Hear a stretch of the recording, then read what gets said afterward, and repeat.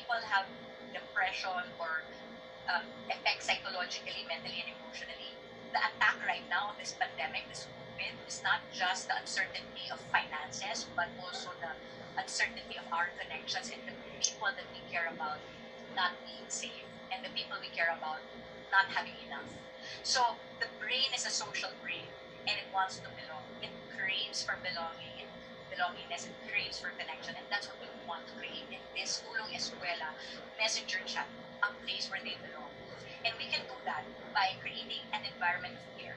I was talking about the brain a while ago. When you connect with someone, it's rewarding. When they like it, when it's fun, there's a reward system, so the dopamine gets released in the brain. It's the reward chemical in our brain, and it gets released. Now, there's also a chemical in the brain called oxytocin. This is the chemical for love and connection and loyalty. Now, if I have employees in my office and I say, good job, nagre-release ng dopamine yun. So pagka kayo po, nabibigyan ng award, nabibigyan ng medal, nabibigyan ng star, ng certificate, dopamine nyo po yun. But at a certain point, nagsasawa po or nasasanay masyado yung utak doon sa award. Nakakaisang dosena ka ng award, maya-maya sana bonus naman. Nakaisang dosena ng may bonus ka na, ito natatanggap mo, maya-maya ay sana may promotion, ay sana may pa-travel. Nagiging kailangan mas higitan ang reward because the brain addicted it. Dopamine is addictive. That's why when we take certain drugs, dopamine gets released. Now, the effect of that drug can also taper off because nagkakaroon ng nag-a-adapt yung utak natin doon sa potency ng drug na yon. So we need to do more. So kaya minsan yung good job, kailangan higitan. That's why it's not as sustainable. So if you reward your students, it's good, it releases dopamine, but what keeps them loyal is oxytocin. Oxytocin gets released when you have meaningful conversations, when you have dialogues, when you care. Pagka may bonding kayo, kahit na online yan, pwede kayo.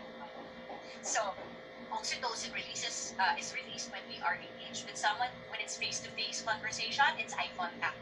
Kapag meron kang kausap at nag-eye contact ka, nagre-release ang brain ng oxytocin. That's why I look at you straight through the camera because this releases oxytocin for a lot of people. Kahit hindi niyo ako kilala because nakatingin ako sa inyong mga mata, feeling niyo connected tayo dito sa conversation na yun. And my message is clearer or more accepted because there is trust. Oxytocin is the drug of trust also. Okay? So, mirror neurons. Ano ba itong mirror neurons? It's mirroring people, knowing their pain, knowing what they're going through. Me mirroring what you're going through as same as mine is a way to set empathy. Now, there is a part of our brain that, a system in our brain called mirror neurons na nag-activate ito when we start doing the same thing. When we are aligned also. Di ba may mga tao sobrang kayong instinct? Pag nakita mo palang gusto ko talaga siya. May mga tao muna mo palang nakita, ayaw mo talaga siya. Kasi nag-deflect tayo sa mga taong hindi natin kauri. Kaya nga minsan, kahit na baduy at sobrang dami mo trabaho, ba't ako magti-TikTok? Bakit? Kasi baka pwedeng kumunik sa estudyante. Alamin mo lang ng konti kung ano itong Mobile Legends na to. Alamin mo kung itong PUBG na to na ginagawa ng mga estudyante. Piliin mo lang. Hindi ko sinasabing gawin mo. Pero alamin mo yung lingwahe. Kapag nagsasalita po ako sa Cebu, sa Iloilo, nag-iiba rin po ang aking pananalita. Kahit hindi po ako Bisaya, alamin ko po ang mga salitang Bisaya to be in sync with my Bisaya or my Cebuano participant. So, what's I learning? Na ako learning. Okay, so I have to do that because I mirror the words or sometimes I mirror the tonality. Pag nagsasalita po ako sa Singapore, what's your impact? I try to talk like that. Pag nasa Vietnam ako, what you learn, ganun po ako magsalita. Hindi ko po sila iniinsulto. Natatawa ko yung mga hindi ko po sila iniinsulto.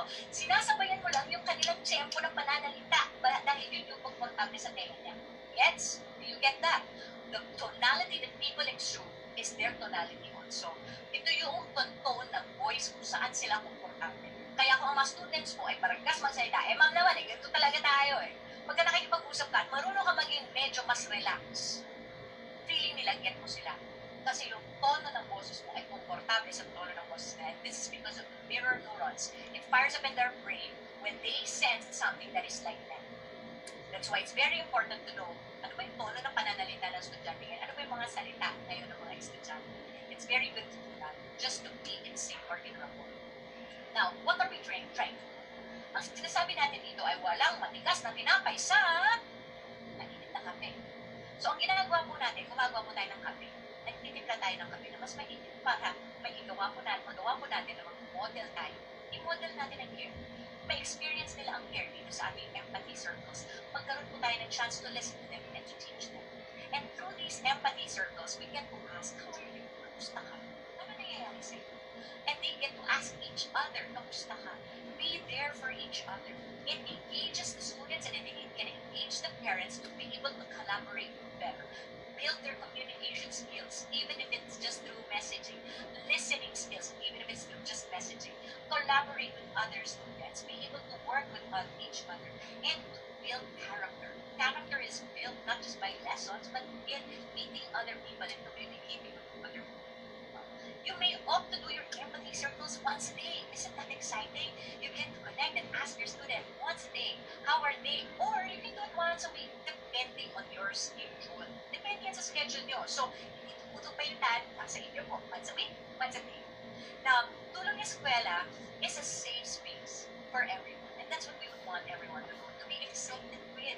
Na itong chat group na ito is our safe space where people care, where I belong, where people will be kind to me, where I can be trusted, and where I will show my integrity. That gist ako dito. So remind everyone that they need to communicate and participate. The teacher starts the session with a quick question like, kamusta ka? Anong ginagawa mo ngayon? O, i-post ninyo, sagutin ninyo sa messenger na ito, anong ginagawa ninyo bago mag-umpisa ang klase? So just write it down. Or, kamusta ka? Meron ka bang gustong pasalamatan sa araw na ito? Kanino ka magpapasalamat sa araw na ito? Ano yung bago mong natutunan sa araw na ito? Or may natutunan ka ba nung weekend? Weekend na, ano ang natutunan mo? Sino ang mga classmates mo na gusto mong pasalamatan or natutuwa ka? Sino ang mga klase mong sumusubok ng mga pagsasanay natin? I want you to engage them in conversations with each other. Now, this also provides an opportunity for our supervisors to observe. Now, para po sa mga supervisors natin, may resibo po. Kita ninyo kung ano yung lesson. Kita po ninyo kung ano yung preview ng araw niya. Ano yung classic communication na ginagawa niya at kung meron bang engagement. And of course, the supervisors and the teachers can work together because they can talk about what works, what doesn't work. How can we improve this? Do we need other avenues to be able to reach our students more? Meron po mga katanungan niya. Minsan, tinanong po kami, paano ang mga ICT? Paano yung mga EIM, mga electric